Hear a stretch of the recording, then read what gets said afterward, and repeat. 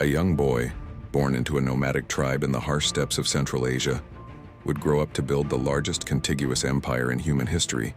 This is the story of Gengis Khan, a name that still sends shivers down spines nearly 800 years after his death. Born as Temujin around 1162, his early life was far from glamorous. Abandoned by his clan after his father's murder, he and his family survived by eating rats and roots. But adversity didn't break him. It forged him into something extraordinary.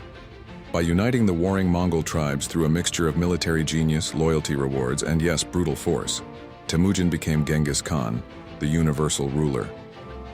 But this was just the beginning of his remarkable story. What he conquered? Well, sit back because this is mind-blowing.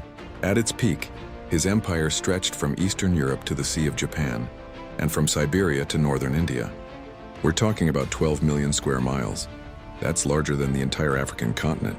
He conquered more territory in 25 years than the Romans did in 400. But here's what's truly fascinating. His conquests weren't just about brute force.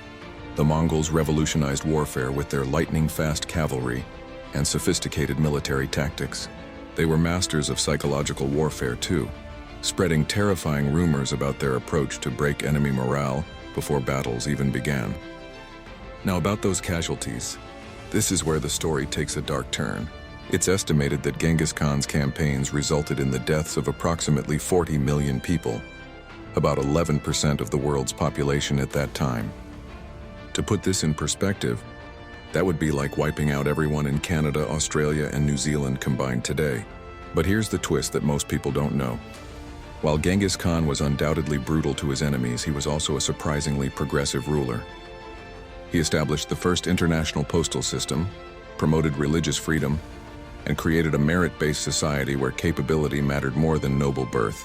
His empire connected East and West, enabling the exchange of goods, technologies, and ideas on an unprecedented scale. Even more surprisingly, genetic studies suggest that about 1 in 200 men alive today are direct descendants of Gengis Khan. That's roughly 16 million people carrying his DNA, making him one of the most successful reproducers in human history. So while we often think of Gengis Khan as just a brutal conqueror, the reality is more complex.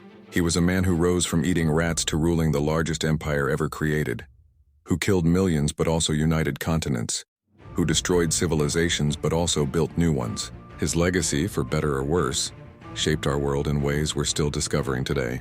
From a starving nomad to the ruler of half the known world, that's the incredible, terrible, and fascinating story of Gengis Khan, a man who truly changed the course of human history.